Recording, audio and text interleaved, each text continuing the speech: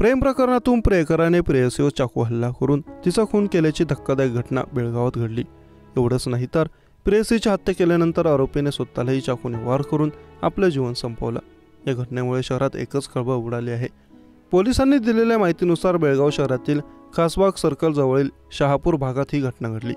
मयत ऐश्वर्या लोहार वय वर्ष 19 राहणार नवी गल्ली शहापूर असं मयत तरुणीचं नाव, तर तिच्या प्रियकराचं नाव प्रशांत कुडेकर वय वर्ष 29 राहणार येळूर असं आहे।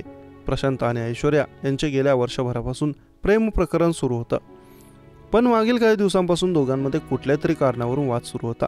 प्रशांतने मंगळवारी दुपारी ऐश्वर्या हिला खासबाग सर्कल जवळील ओळखीच्या घरात एकांतात बोलावून घेतला। त्या ठिकाणी दोघांच्यात वादावादी होऊन त्याचे पर्यवसन प्रशांत कुडेकरने धारदार चाकूने ऐश्वर्या हिच्यावर हल्ला केला।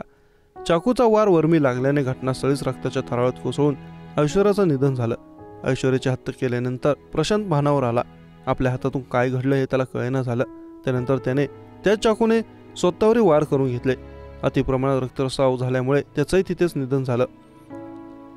सायंकाळी जेव्हा घरातील मंडळी घरी परतली तेव्हा दार उघडून घरात प्रवेश करताच खोलीमध्ये रक्ताच्या थराळात पडलेल्या ऐश्वर्या आणि प्रशांतचा मृतदेह आढळून आला।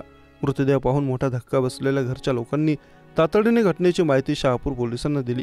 शहापूर पोलिसांनी तत्काळ घटनास्थळी धाव घेतली आणि मृतदेहाचा पंचनामा करून ऐश्वर्या आणि प्रशांतचा उत्तरीय तपासणीसाठी सिव्हिल हॉस्पिटलकडे पाठवला।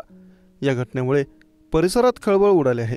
या प्रकरणी शहापूर पोलीस ठाण्यात गुन्हा नोंद झाला असून अधिक तपास सुरू आहे।